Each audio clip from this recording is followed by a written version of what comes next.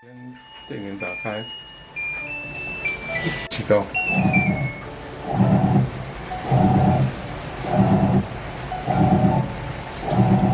卡槽稍微压一下，这个会起来下来。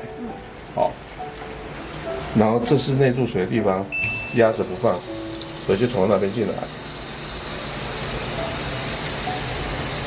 哦。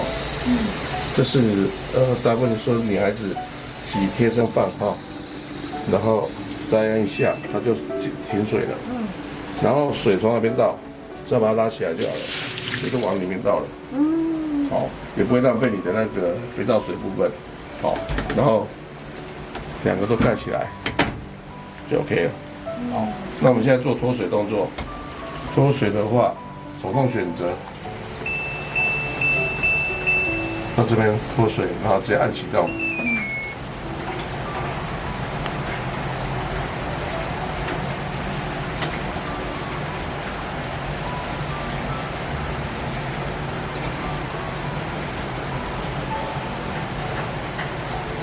首先它会先把里面的水排掉，排完之后才会开始然后现在开始马上就开始关动了。